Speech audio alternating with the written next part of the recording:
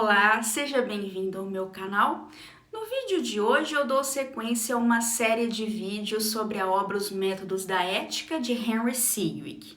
O vídeo de hoje trata especificamente do método do utilitarismo, dando sequência então ao vídeo anterior em que eu tratei da relação entre o utilitarismo e o conservadorismo. Essa relação existe principalmente porque o Sidgwick considera que o senso comum é uma maquinaria de regras, hábitos, sentimentos que está mais ou menos adaptada à produção da felicidade geral dos seres sencientes.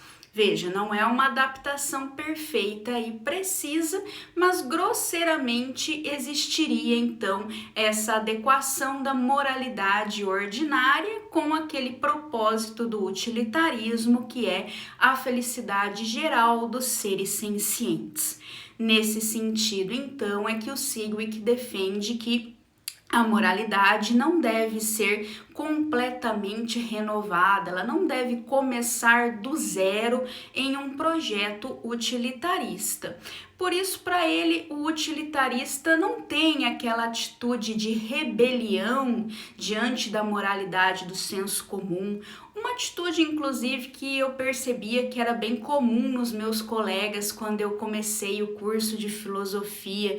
Você começa a perceber que as regras morais normalmente reconhecidas pelo senso comum não têm uma razoabilidade intrínseca, né? Não são necessariamente racionais e muitos acabam tendo então isso que o Sidgwick chama de atitude de rebelião, que é um certo desprezo por tudo aquilo em que o senso comum acredita. Então ele acha que isso não é o espírito do utilitarismo, mas ele também observa que o utilitarista não deve ir para o outro extremo, né, para o polo oposto, e acabar tendo uma atitude de reverência cega a essas regras, uma atitude até idólatra perante essas regras, que é o que ele acha que ocorre com base nos ensinamentos de alguns moralistas intuicionistas. Ele acha que os intuicionistas têm essa tendência de simplesmente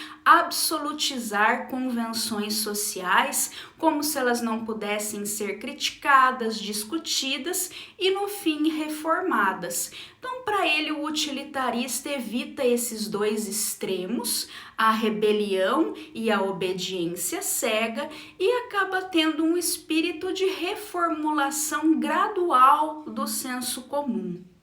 Nessa atitude de reformulação gradual, inclusive, o Sidgwick menciona algo que é bastante comum na tradição conservadora, que é o fato de que nenhum filósofo ou político teria conseguido planejar essa maquinaria da moralidade ordinária. Então, ela é o produto de séculos de experiência, de adaptação, e por esse motivo, pelo fato dela não ter surgido de raciocínio, dela não ter surgido de planejamento e nem poder surgir dessa forma, é que o filósofo também precisa ir devagar com um andor, digamos assim, né? E pensar nessa maquinaria da moral com a qual ele se depara na realidade, como uma maquinaria que ele precisa respeitar e ver onde ele introduzirá reparos, em vez de simplesmente jogar tudo fora e colocar um mecanismo completamente novo no seu lugar. Então, vão justamente nessa direção, né, as minhas observações dessa proximidade do Sidgwick com a tradição conservadora. E quando se trata de fazer melhorias, introduzir reformas na moralidade do senso comum, o Sidgwick tem em vista justamente o hedonismo empírico, que eu já mencionei em aulas anteriores, né? Como o método do utilitarismo. Então, num primeiro momento, o utilitarista se dá conta de que ele não deve fazer essa substituição total da moralidade ordinária, e então ele se pergunta qual método ele utilizará para as reformas pontuais, graduais, que ele precisará introduzir. Esse método, então, é o hedonismo empírico, que calcula a quantidade de dor e de prazer que resulta da introdução de novas regras em comparação com a manutenção das regras que já existem como elas existem. Então, o Sigweg tem bem claro que quando nós procuramos coisas como o aumento da riqueza na sociedade, ou mesmo o aumento do conhecimento, melhoras na saúde, tudo isso muitas vezes entra em choque, muitas vezes você não consegue realizar todos os fins que são bons de uma vez só e você precisa fazer escolhas difíceis, né? Então é interessante aqui notar que o Sigweg tem em vista algo que até aparece de um modo muito claro no pensamento posterior do filósofo Isaiah Berlin, que é essa ideia de que você não pode ter o melhor de dois mundos, você não pode realizar tudo aquilo que é bom realizar de uma vez só numa mesma sociedade. Então, quando você persegue um bem, você está abrindo mão de outro. Quando você realiza um bem, você está prejudicando o outro. O Berlin, é claro, acredita simplesmente que isso nos leva ao pluralismo de valores, um pluralismo justamente irredutível a um valor comum que poderia nos orientar a fazermos essas escolhas em geral, né? Um valor que pudesse nos dizer em geral qual escolha é a melhor.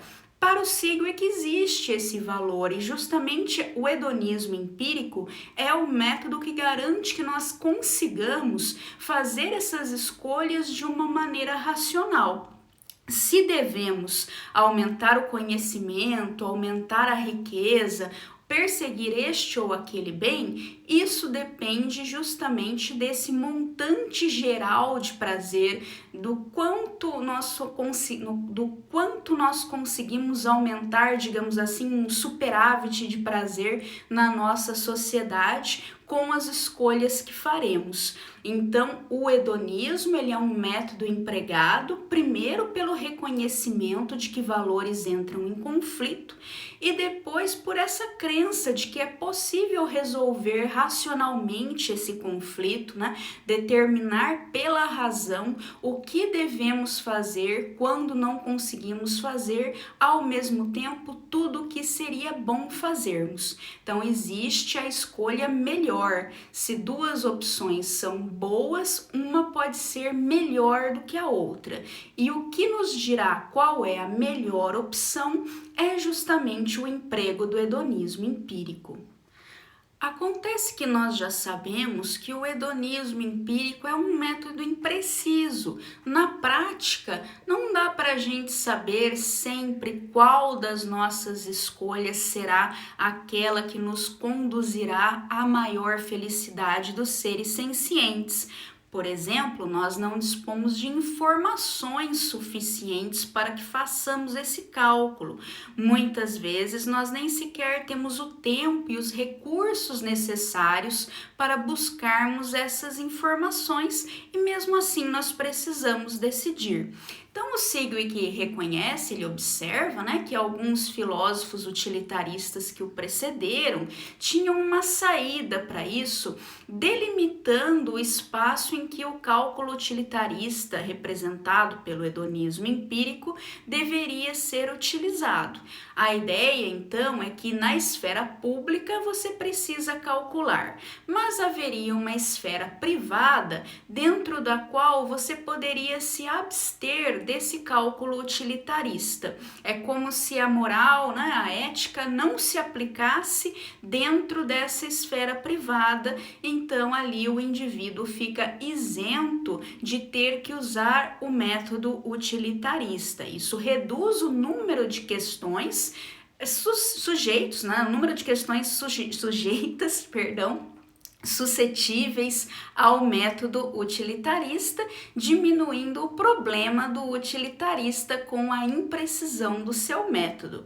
Então aqui você tem em vista, por exemplo, o princípio do dano do John Stuart Mill, né, que diz que nós temos a liberdade para decidirmos o que faremos, desde que as nossas ações não prejudiquem os outros, não causem dano aos outros, né? Então o Mill está reconhecendo aqui que há um um bem justamente nessa autonomia concedida ao indivíduo, para que o indivíduo tenha uma liberdade de escolher dentro dessa esfera privada. O Sigwik considera que, infelizmente, essa não é uma saída coerente para um utilitarista, justamente porque nós não podemos decidir a priori que existe um bem maior em deixar essa esfera de autonomia para decisões individuais, porque ele acha que, na verdade, não é o caso das decisões tomadas dentro dessa esfera não terem um impacto sobre outras pessoas. Quer dizer, não dá para a gente dizer que se existe um certo domínio de ações, uma certa classe de ações na sua vida, que dentro dessa classe, todas as ações então que você praticar são incapazes de provocar danos a terceiros. Na verdade, todas as nossas ações, elas são suscetíveis de provocar dano de algum tipo a outras pessoas sem o consentimento dessas pessoas, dado o modo como as nossas vidas estão interligadas, né? Aquela famosa ideia de que nenhum homem é uma ilha. Todos nós temos conexões muito próximas com outras pessoas e aquilo que nós decidimos fazer com as nossas vidas sempre impacta também, sempre é suscetível de causar dano à vida de outras pessoas. E aí, por isso, o Sigwik diz que o Mill não pode dizer a priori que há um bem maior em deixar que a pessoa possa tomar essas decisões, então, livre do cálculo utilitarista, né? E mesmo que ela possa, então, causar esse impacto nos outros. Pode ser que as consequências das nossas ações sobre os outros gerem um mal tal que suplanta o bem de podermos agir livremente. Então, o que não pode ser dito a priori é que o bem de decidirmos livremente sempre será maior do que o dano que será causado, sim, a outras pessoas.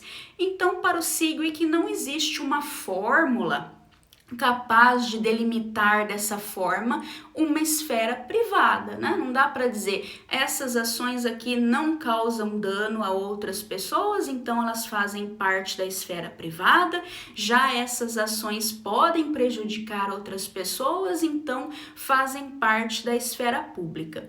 E mesmo que houvesse alguma fórmula que fosse capaz de distinguir o público e o privado tão perfeitamente assim, o Sigwik ainda nos diz que alguém sempre teria que aplicar essa ideia utilitarista de que o fim é a felicidade geral, não poderia se eximir disso, mesmo nas suas ações privadas. Então, ele não acha que o utilitarismo seja válido para as nossas ações em uma esfera pública e deixe de ser aplicável para o que fazemos em uma suposta esfera privada.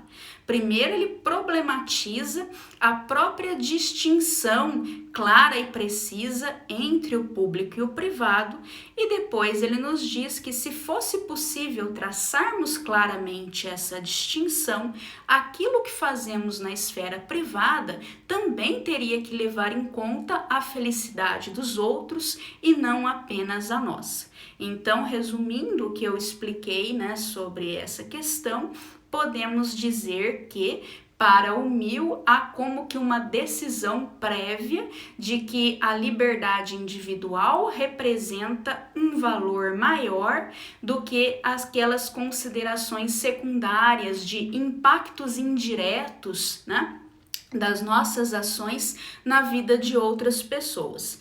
E o Sigwik está dizendo que não é assim não, nós temos que considerar também essas considerações, nós temos que considerar as considerações, nós temos que levar em conta, né, os efeitos indiretos, os impactos indiretos das nossas ações na vida das outras pessoas, sempre, né, e não podemos pressupor já de início, né, pressupor antes do cálculo, então, que a nossa liberdade vale mais do que a dor que será causada indiretamente, que seja pelas nossas ações.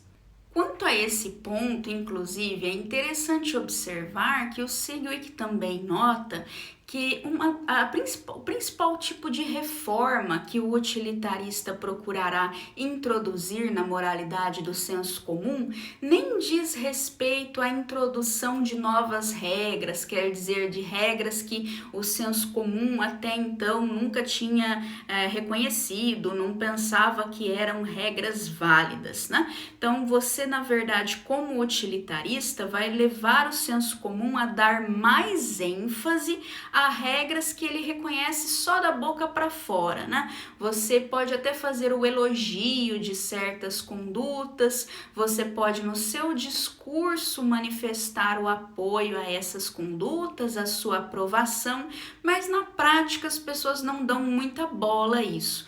E isso nos remete a essa crítica do Sigwik ao Mill, justamente porque ele acha que o que mais falta na prática mesmo, né, nas nossas ações e não apenas no nosso discurso, é esse reconhecimento de um espírito público, né? Essa ideia de que a felicidade dos outros importa e de que você deve conduzir a sua vida pensando no bem que ela fará à sociedade de uma maneira geral, aos seres sencientes até de uma maneira geral, e não apenas buscar a sua própria felicidade, que é aquilo que prescreve o método egoísta e não o método utilitarista. Então, o senso comum reconhece a virtude de um espírito público? É claro que reconhece. Então, não é o utilitarista que aparece pela primeira vez dizendo que é bom que as pessoas tenham espírito público, é bom que elas pensem na coletividade. Mas o utilitarista quer mostrar que não é assim que as pessoas de fato vivem. Esse discurso não é condizente com a prática das pessoas. Então, ele quer reformar a moralidade muito mais fazendo com que o discurso vire prática do que simplesmente introduzindo uma nova regra para ser aceita, como se até então ninguém mais tivesse pensado que essa regra é boa. Ainda no tocante a essa questão da relação do utilitarismo com o senso comum, o Sigwik observa, quando ele trata do método utilitarista, que as pessoas costumam pensar que o utilitarista introduz exceções em regras que para o senso comum são absolutas, devem ser universalmente seguidas, né? Então eu já mencionei, inclusive nesta série, que para um utilitarista, as nossas ações devem ser julgadas de um ponto de vista universal, elas devem ser universalizáveis no sentido em que qualquer pessoa que estivesse na mesma situação que nós, enfrentando as mesmas circunstâncias, teria que poder fazer o mesmo que nós estamos fazendo. Então, a novidade que o Sigwik introduz nessa passagem desse capítulo que continua o tratamento do método utilitarista no livro 4 dos Métodos da Ética é que ele chama atenção para algo que futuramente, né, ficaria conhecido como efeito threshold, né? Um efeito ligado ao teto, vamos traduzir assim, o que aparece muito na obra do David Lyons. David Lyons é um importante crítico da tradição utilitarista e essa ideia que aparece nesta passagem do Sigwik acaba sendo o coração da tese de doutorado do David Lyons, né, que foi publicada na forma de livro com o título Forms and Limits of Utilitarianism, né? Formas e limites do utilitarismo. Eu não vou entrar muito nos detalhes desse problema, se você quiser saber mais, então eu coloco a referência desse livro para vocês aí na descrição do vídeo. Vale muito a pena ler esse livro do David Lyons, mas vamos apenas explicar aqui o que é esse efeito threshold. Essa expressão, então, é do Lyons, não é do Sigwik, mas a ideia já está claramente presente, explicitamente presente no texto do Sigwik. basicamente é o seguinte: existem certas ações que isoladamente não têm uma consequência ruim. Então não tem problema se um indivíduo pratica aquela ação. O problema surge quando uma certa quantidade de ações daquele mesmo tipo é praticada de uma maneira concentrada em um certo tempo, em uma certa localidade. Então, é a concentração de uma dada quantidade de ações que, quando ultrapassa um certo limite, por isso o efeito threshold, né, acaba gerando problemas. Não é possível que nós aceitemos essa ultrapassagem desse limite, porque isso sim tem consequências ruins, mas uma ação isoladamente não é capaz de gerar esses efeitos nocivos. O exemplo do Sigwik é que uma pessoa pode passar por uma ponte, não tem problema algum, mas se um exército passa pela mesma ponte, a ponte pode desabar. Então, o exército não pode passar, mas uma pessoa pode passar. O exemplo comum com o qual o David Lyons lida aí quase por todo o seu livro é que às vezes uma pessoa pode ultrapassar um gramado sem provocar dano algum ao gramado, principalmente se ela passar por esse gramado uma vez só.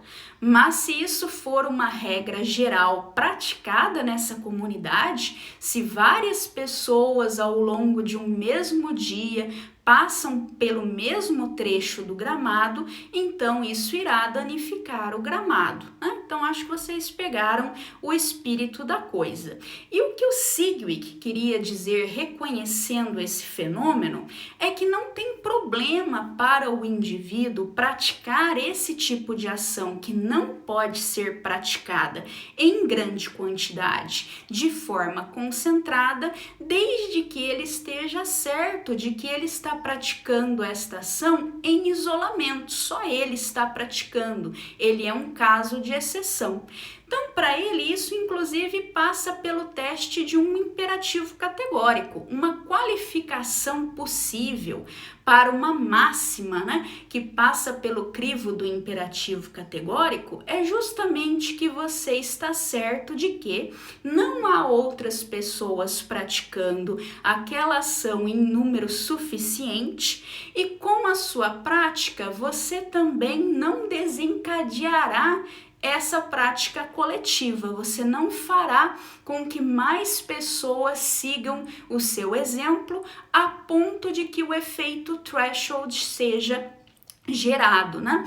Então é essa ideia de que o indivíduo ele não deve fazer uma pergunta do tipo: o que aconteceria se todo mundo fizesse o que eu estou fazendo?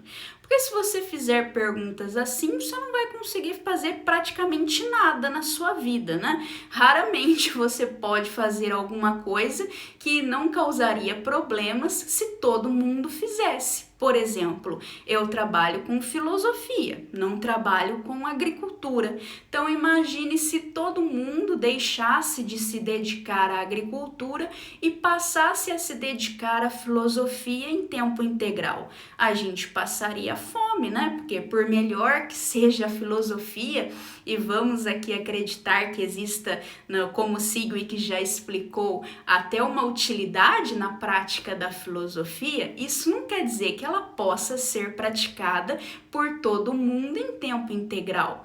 E da mesma forma também, se todo mundo se dedicasse em tempo integral à agricultura, aí a gente não teria abrigo, faltariam outras necessidades nossas, outras necessidades deixariam de ser supridas da mesma forma. Então você nunca deve fazer uma pergunta dessa forma: o que aconteceria se todo mundo fizesse o que eu estou fazendo, né? Você deve levar em questão o comportamento de fato dos outros. Você não faz uma pergunta meramente hipotética. Se você poderia realizar essa mesma ação em um mundo hipotético, um mundo idealizado em que todos estão praticando aquela mesma ação. Você deve se perguntar o que os outros estão fazendo na realidade, o que eles tendem a fazer, o que é previsível que eles façam depois da realização da sua ação. E aí você considera se os efeitos da sua ação na realidade, considerando que os outros fazem e farão de fato, são efeitos bons ou efeitos negativos, né? Então, essa consideração para o Sigwik deve ser feita quando nós universalizamos o que estamos fazendo. Qualquer pessoa no meu lugar pode fazer como eu? Pode, desde que estar no meu lugar signifique também para ela que ela esteja certa de que o comportamento dela é um comportamento de exceção. Também tem que ser válido para essa qualquer outra pessoa que, para ela, o comportamento dos outros não reproduzirá o comportamento dela própria. Então, é claro que esse modo de pensar tem muita influência no modo como nós tomamos decisões éticas na prática. Aqui no canal mesmo eu tenho um vídeo chamado Da Vida Retirada, sobre um texto do Sêneca sobre esse assunto. Nesse texto, o Sêneca defende, basicamente antecipando argumentos utilitaristas, que o sábio não tem que se autodestruir na vida política quando ele está certo de que as suas ações não vão ser capazes de gerar um efeito positivo para a sociedade. Então, ele diz que o sábio não é alguém que joga o seu barquinho furado no mar no meio de uma tempestade simplesmente por princípios, né? Ele tem que saber navegar, e saber navegar significa saber avaliar as condições do seu barco e as condições do mar em que você coloca o seu barco, para saber se essa sua ação será de fato produtiva ou se ela será apenas danosa para você, sem que ela seja produtiva para quem quer que seja. Mas quando você fala da sua retirada da vida política, da vida pública, quando você diz que não vai mais participar de certos debates relativos à política, não vai mais acompanhar certas informações e tal, porque você sabe que você não faz diferença alguma como indivíduo, e que, por outro lado, esse tipo de prática causa muito mal à sua vida, tira o seu bem-estar, né? As pessoas costumam já responder direto para você, mas e se todo mundo fizesse isso, né? E se todas as pessoas de boa vontade, todas as pessoas com um intelecto pelo menos mediano, também se retirassem da prática política?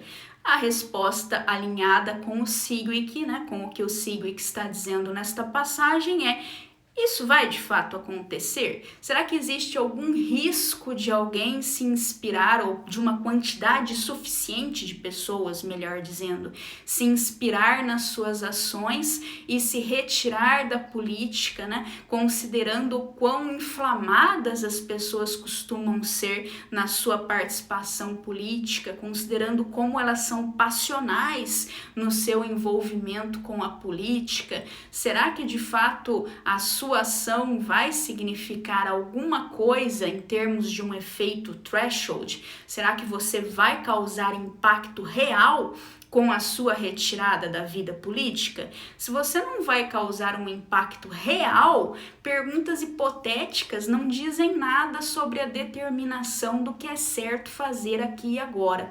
Pronto, eu acho que essa é a fórmula que capta o utilitarismo do Sigwik, né? Não é um utilitarismo hipotético, não faz perguntas meramente hipotéticas, é uma pergunta pelas consequências reais para a determinação do que é certo fazer em uma situação real. Você não faz uma pergunta sobre o que seria certo fazer em um mundo hipotético para então determinar o que é certo fazer nas suas circunstâncias reais. Eu acho que isso é que precisa ser bem compreendido para que o pensamento ético do Sigwik seja bem compreendido. Esse último ponto nos leva também a uma consideração interessante sobre esse utilitarismo do Sigwith, que é a seguinte: às vezes tem coisas que você pode fazer privadamente, mas que você não deve aconselhar que os outros façam, né? Não significa que porque você pode fazer sem causar dano, você deva advogar isso publicamente. Às vezes ele chega até a reconhecer que o próprio utilitarismo, como uma doutrina ética, pode não ser publicável, digamos assim. É possível que seja melhor para a sociedade como um todo, para a felicidade geral dos seres sencientes, que o utilitarismo não seja a doutrina comumente reconhecida e praticada por uma comunidade ou mesmo por toda a humanidade. Pode ser que o utilitarismo então prescreva que a humanidade toda seja, digamos assim, afastada do utilitarismo, que ninguém saiba nada sobre o utilitarismo, que essa verdade utilitarista nunca seja revelada, né? Então, mesmo que você saiba do utilitarismo e saiba o que é certo fazer por causa do utilitarismo, pode ter efeitos ruins se você começar a propagar essa doutrina pela sociedade. Então, esse também é um outro ponto, obviamente, controverso, cercando o utilitarismo. O que está em jogo aqui, na verdade, é que você deve pensar que nas mãos de certas pessoas, o pensamento utilitarista, o modo de pensar utilitarista pode ser perigoso. Você deve calcular justamente como essas outras pessoas se comportariam se elas fossem utilitaristas. Então, talvez o utilitarismo não seja para elas. Talvez o utilitarismo seja justamente aquele tipo de coisa que, pelo menos em certos contextos, deve ficar apenas para um indivíduo, né? Se uma quantidade muito grande de indivíduos souber do utilitarismo e tentar colocar o utilitarismo em prática, pode ser que eles não tenham a devida capacidade para isso e isso pode ter consequências desastrosas. Então, aqui vale justamente aquele raciocínio segundo o qual uma pessoa com uma certa prática pode ter efeitos benéficos ou pelo menos não gerar efeitos negativos. Mas um certo número de pessoas adotando a mesma prática já pode levar a efeitos negativos. Quando esse é o caso com relação ao próprio utilitarismo, então um utilitarista pode recomendar que o utilitarismo não seja divulgado. Para muitos, isso é um modo escandaloso de se pensar para um filósofo moral, para um pensador da ética. Mas para o Sigwith, não há nada aqui de contraditório com respeito ao princípio utilitarista.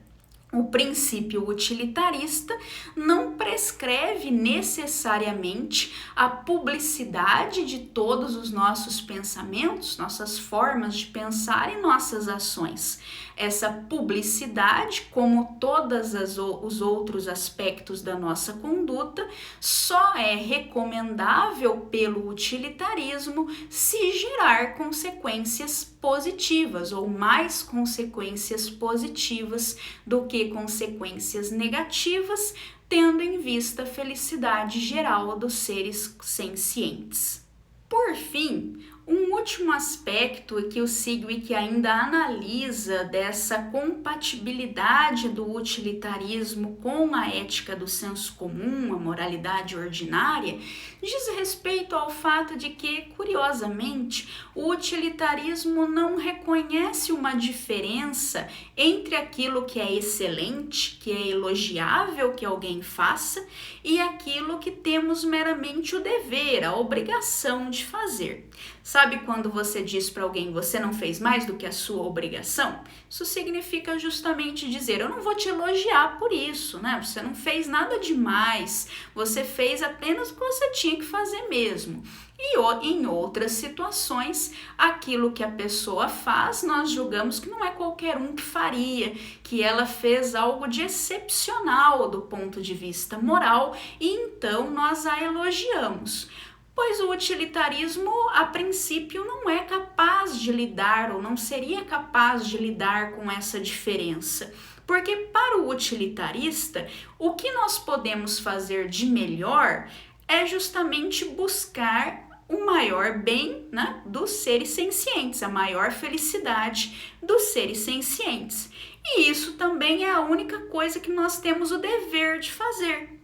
Então, para o utilitarista, o que é excelente que se faça, o que é digno de elogio, também é aquilo que é a nossa obrigação que façamos, né? Então, como que o Sigwik compatibiliza o utilitarismo com essa distinção entre excelência e obrigação que o senso comum faz? Bem, ele nos diz que nem sempre punir é a melhor maneira de incentivarmos uma pessoa à prática de certas ações. Inclusive, punir já representa um efeito negativo. Quando você pune alguém por não ter cumprido a sua obrigação, e é assim que você incentiva a pessoa à prática de certas ações, não é? Dizer que algo é uma obrigação significa dizer você não vai ser elogiado, você não será elogiado se você praticar essa ação, mas você será punido, estará em falta, de alguma maneira você sofrerá uma sanção se você não praticar a ação que você tem a obrigação de praticar. Então, para o Sigwik, isso por si só é algo ruim, isso significa infringir dor. Então, se nós pudermos incentivar a pessoa à prática de certas ações por meio do elogio, né, por incentivos positivos e não por incentivos negativos por meio da dor, isso já é um benefício, né?